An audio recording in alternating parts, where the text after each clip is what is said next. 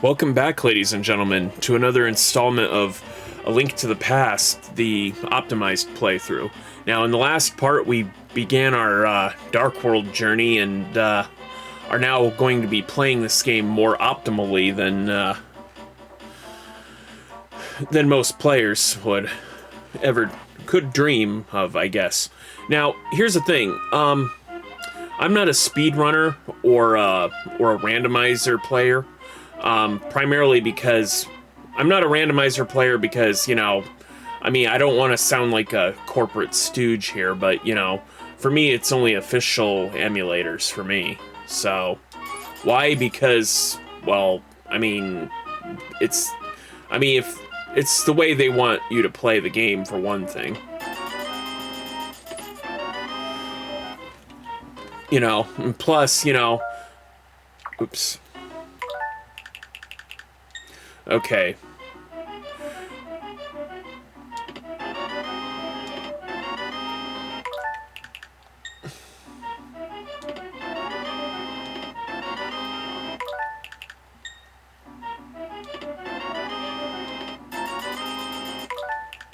Nope.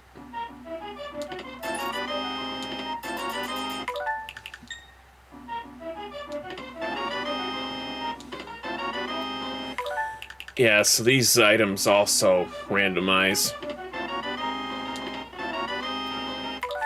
Yeah, I know it's cheating to do it this way, but in a randomizer, in one of the randomizer hacks people online, like those in speed gaming, like to do, is that they basically have fixed it to where, the item, the special item always comes up in the first or second chest they open. So they really only have to pay this guy once. There we go. So yeah, you can find a piece of heart in the chest game.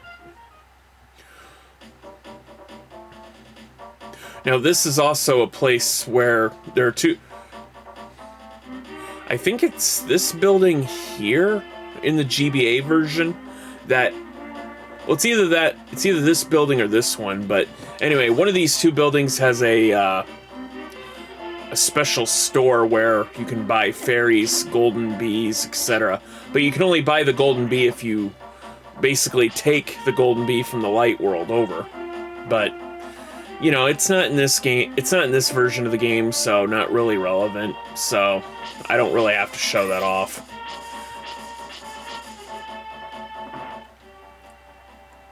Anyway, there are two houses in this village that have both of them have caches of 300 rupees. So, what we're going to do now, since we're here, is actually enter the 4th dungeon, or level 4.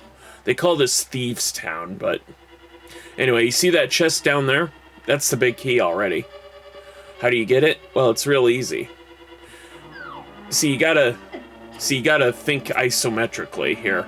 So you drop down, you basically just walk around here. Okay. Now there's a chest over here. I think this also has like a compass or a map or something. Yeah. How about that? So that's two places, that's two dungeons in this game where the compass is placed right close to the big key. So anyway, with the big key in hand... Oh, by the way, that golden snowflake thing, I'm not entirely sure what it's called, if it even has a name, but I like to think of it as like a high concentration of the golden power, which basically is designed to actually turn you into that bunny shape, But of course, the Moon Pearl will eventually change you back, so...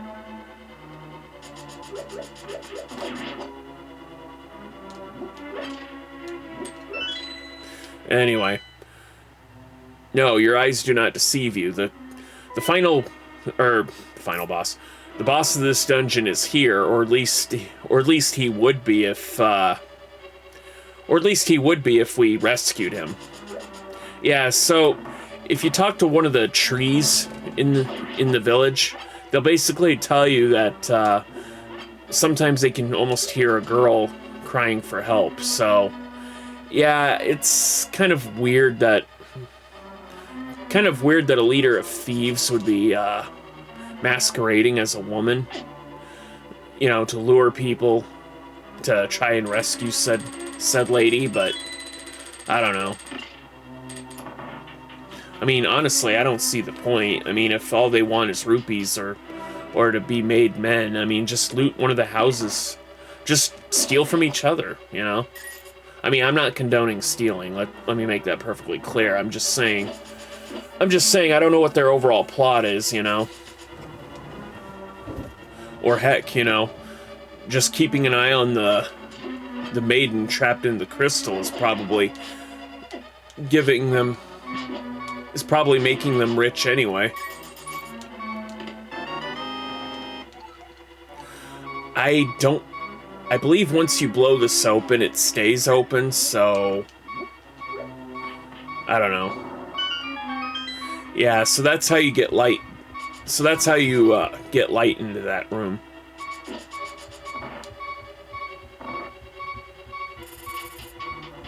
We'll just make our way down here.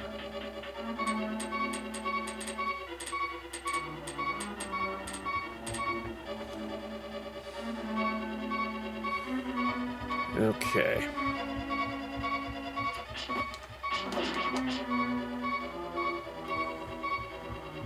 Come over here.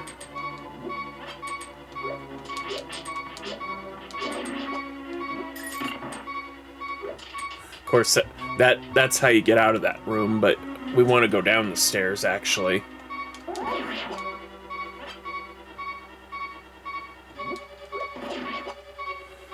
Lift up on this block. Okay. Now, we have to actually make our way over here. I believe you actually need the big key to actually open the locked prison gates, which I believe this is the only other time we'll find them in this game, so... Actually, I think we want to get our magic powder out because there's actually... I believe it's under here. Yep. You can actually use magic powder on those golden power things, and you'll actually get some health in form of fairy. Okay, now I know it kind of looks kind of rude to leave her there, but I'm gonna spoil this for you. That's not actually a lady. That's actually the boss of this dungeon. Yeah, you remember how that guy warned us about this leader of a gang of thieves called Blind? Yeah, that's Blind. So, anyway, the treasure of this dungeon is the Titan's Mitt, which you can use to lift even the heaviest rocks. So, we got what we came for. I'm gonna go ahead and show this off. I'm gonna go ahead and come up... Oops. Yeah, well... I'm gonna go ahead and come up here and show this off, because when are we gonna get a chance to show this off otherwise, right? Okay, so...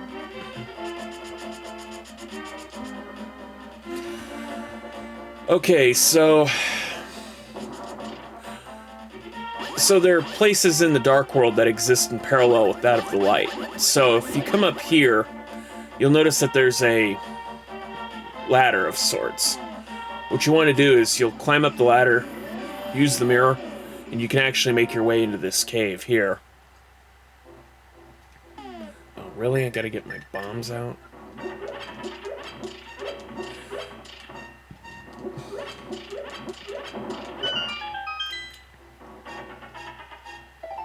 And you get a piece of heart. Now, here's the fun thing. We'll come... Actually, I think it'll boot. Yep. Yeah, if the game thinks you're stuck in a wall, it'll basically port you back. Okay, so Alright, so you see this area right here that you can actually just get access to from here? Well, here's the thing. Truth be told, you don't actually need the although Nintendo Power says you do, you don't actually need the Titan's Mitt to get the cape. You basically just have to find your way into this small enclosure in the Dark World. Well, I guess I got stuck there, but alright, here we go. Yeah, so you notice how this particular grave here is actually trapped behind some pretty large stones, right? And, you know, try as you may or try as you might, you cannot actually go through all this, right? Well, here's the thing. See, you can't just simply push the gravestone either. You have to actually run into it. But as you can see, there's plenty of space here. As long as you have enough space between you and the grave, you can actually just push it open like that, see? So no, you don't actually need the Titan's Mitt to get the... You do not need the Titan's Mitt to actually get this cape. Now this is one of 2 optional items in the game, which effectively makes you invulnerable. The other item is actually on Death Mountain itself, but... So, yeah, that's a bit of a fun Easter egg right there. Now we already have the Titan's Mitt, so since we have a fast travel now, why don't we go ahead and show this off and make our way to death. Okay, on second thought, we'll go to the magic shop first. Get topped off.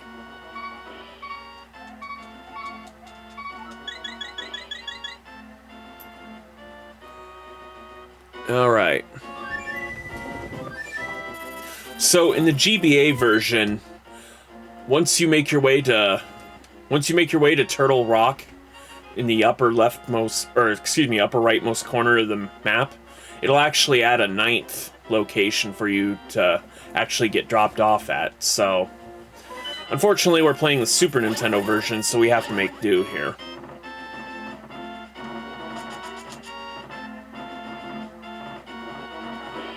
And of course, you know, be mindful of the falling rocks. Although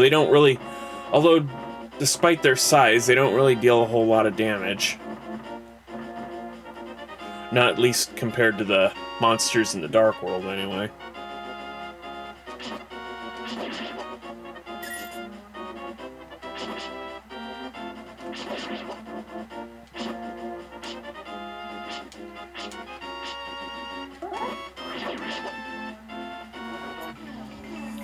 Alright, so jump through here. And again, there's no point in talking to those 2. If you have the Moon Pearl, they'll basically say, wow, your shape didn't change. You got the Moon Pearl, huh? I mean, I find it more surprising that they don't try to mug you for the Moon Pearl, but I don't know. To each their own, I guess. Anyway, hold up the Master Sword. And you actually need this and Quake are the medallions you actually need to beat the game. There is a 3rd one called Bombos that is helpful, but not necessary, I guess. Anyway, we'll jump back down here.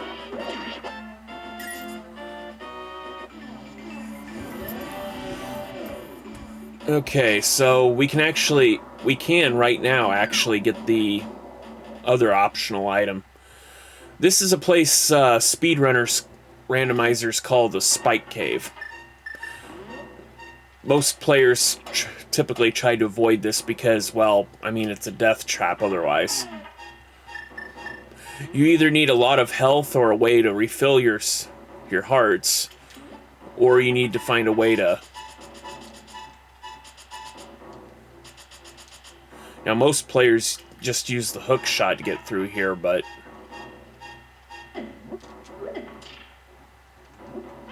So, if you're low on hearts, you can just lift the pots.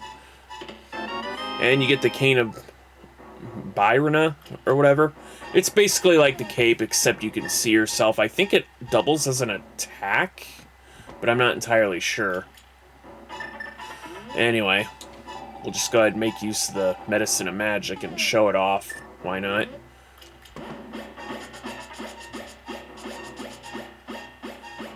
Yeah, having half magic here also helps in the regards to actually getting through here.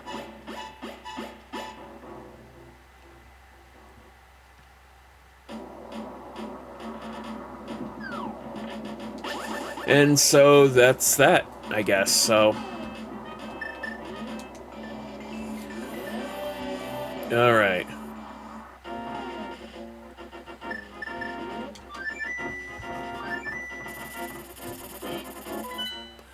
Alright, so I think we'll go ahead and just come through here. Let's see. I mean, I guess I can get a blue potion. Why not?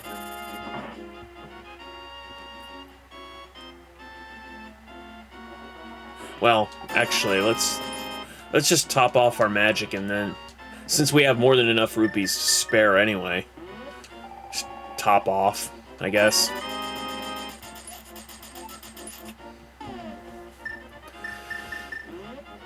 Actually, we need to use this.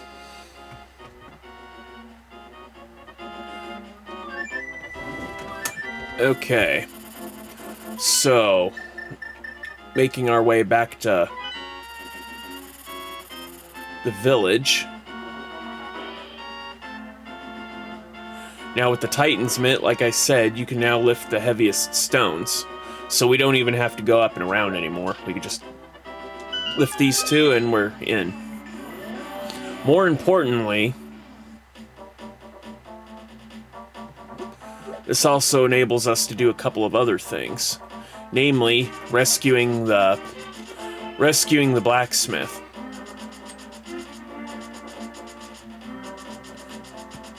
Again, if Nintendo Power or the NPC were to tell you that he was on his way to check out a book from the library, some people would think to come here. As a kid, never knew this guy was here. I mean, fortune tellers say you'll find Smith's partner in the Village of Outcasts, but I mean, you know, you would never really think of this part of this as the main part of the village, you know?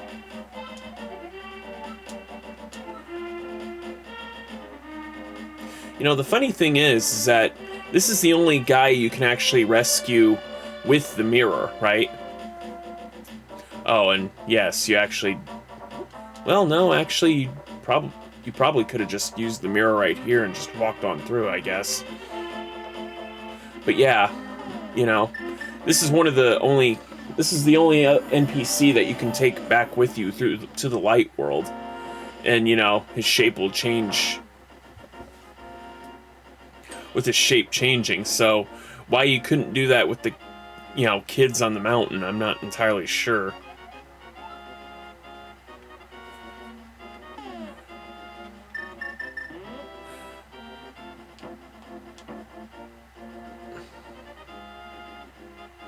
Okay, so you leave, and you go back in. And as you can see, they're at it.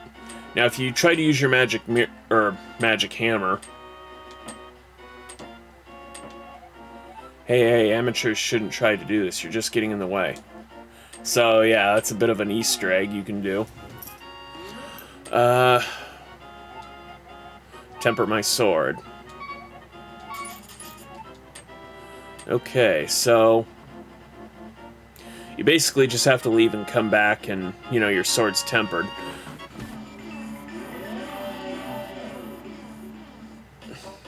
Anyway, while we wait, we can hammer in all these stakes here.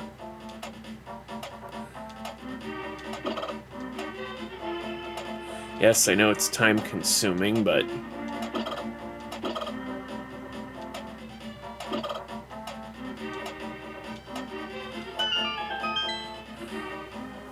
But yeah, hammer in all the stakes, and you can get another piece of heart. Okay, so now that that's out of the way...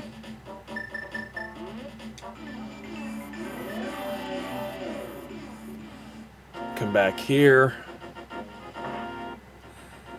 I mean, this is another one of those things where you just have to leave the screen and come back, but yeah. And there you go, you get the red sword. The only other sword stronger than this is the level 4 sword, which you can only get by, get this. You know that mysterious pond that we found when we threw items in?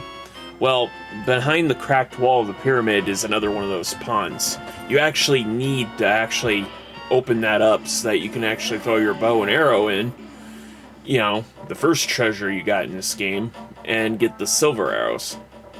I think this is the only other game that actually makes use of the silver arrows to defeat Ganon, which would later turn to arrows of light or something. But yeah, once you unite the swordsmiths together, a chest will actually appear.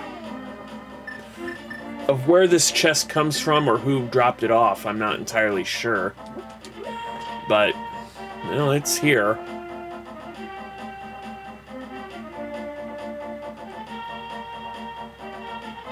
Okay. Now the chest is locked inside the... Or the key is locked inside this chest, presumably, so...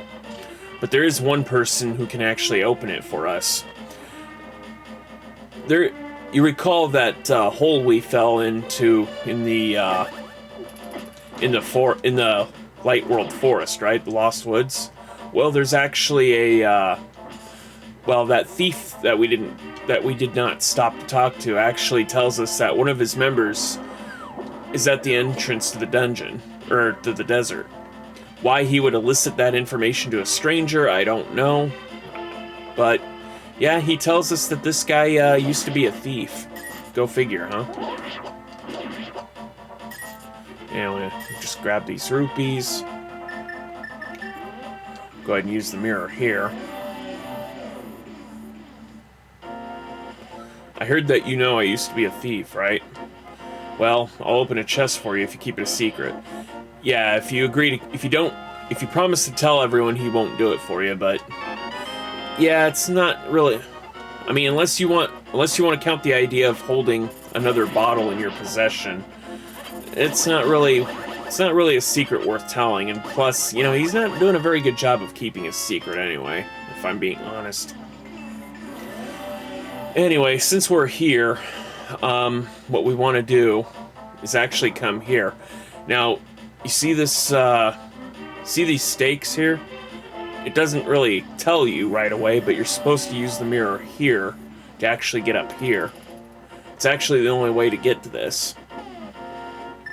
And yes, it's another one of those things where you hold the Master Sword up, and this is how you get bombos.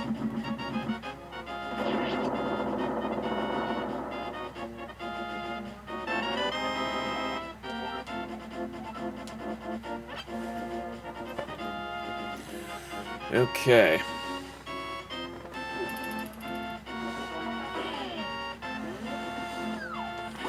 Now, since we're in the vicinity of it, I may as well show you that rupee grind spot. So if you don't fancy grabbing 300 rupees in one setting, or if you've exhausted all the rupee caches, you can come here and basically destroy and lift these pods. I mean, you can also use the hammer to destroy them, too. I don't know if it's any quicker, but there you go.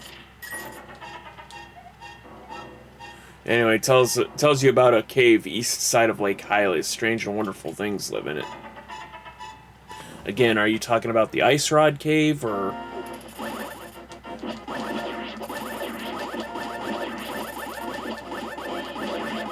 I mean, I'm pretty sure we already got tipped off to that area, so...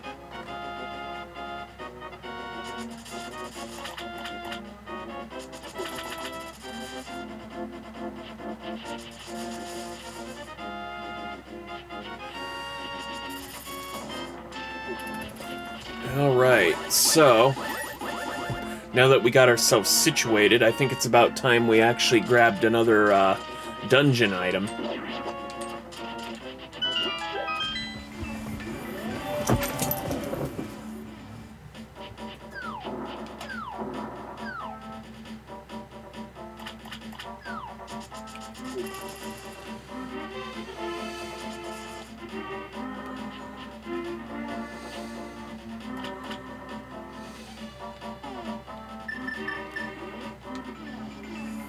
Okay, so fun fact, if you tried to enter the dungeon, if you try to enter the dungeon without first draining the water, you'll basically come to a staircase with a tile that basically, where Sahasrara basically suggests that, you know, things in the two worlds exist simultaneously. If you affect something in one world, it'll affect its twin in the other. So you basically drain the water in the light world, and suddenly now there's a passable river in the second. Yeah, see? Objects exist simultaneously. So that's basically your cue to, you know, drain the water.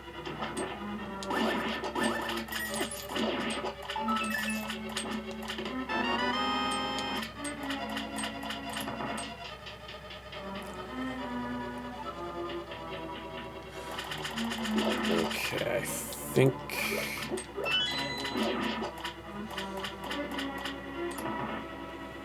Alright, come here. Okay, so you see this thing right here? It only fires if you use your sword, so... keep that in mind if you want to avoid getting hit by it. I know it didn't sound like it, but I did get that key, so...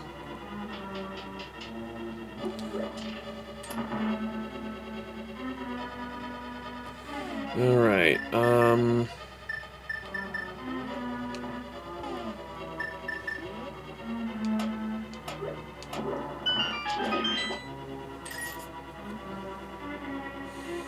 I don't think there's anything up here, is there? No, I guess that was pointless.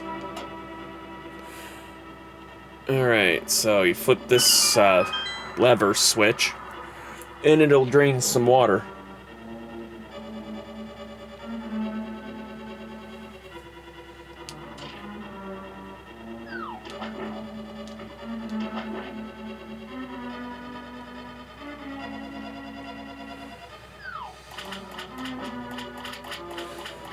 Okay, I think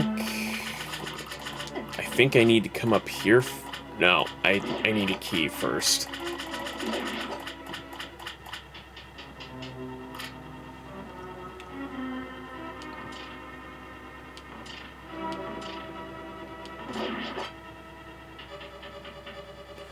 Alright, so I know it's a bit of a copy and paste, but come over here and you get another key.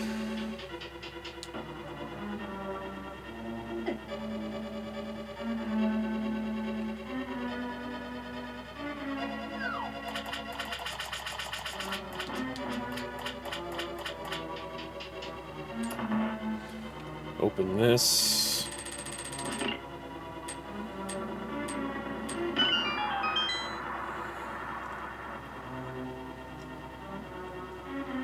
Okay, so I know it's tempting to go down to go south and do a shortcut, but you want to hit the crystal again and take a bit of the longer path here, because otherwise you'll have to come back here and flip the switch again anyway.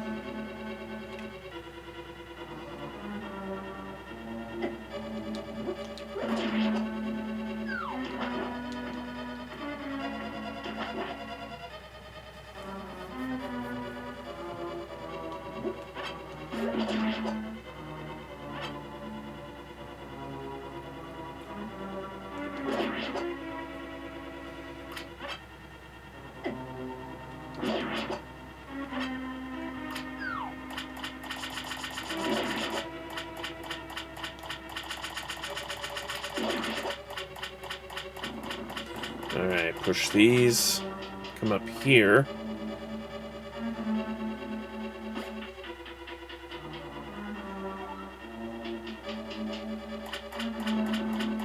Okay.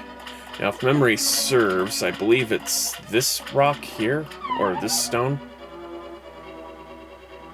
Yep, okay. Because the other one's just rupees, otherwise.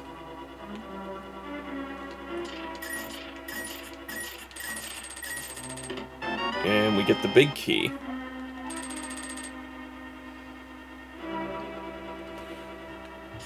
Alright, I know it's tempting, but do not use your mirror just yet. It's actually faster if you just do this way.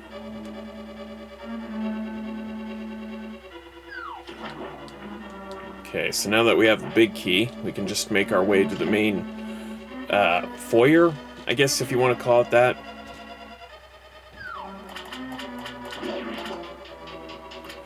Open the chest, and you get the hook shot. Now this is one of those... Now, I believe you absolutely need this. You absolutely need the hook shot for the 5th dungeon, so... We'll just go ahead and grab this key for now, and after we get that, we want to leave the dungeon. Okay, so... Anyway, that's probably good as time as any is to stop here for now. Thank you so much for watching. Please remember to like, comment, subscribe, and I'll see you in the next one. Later.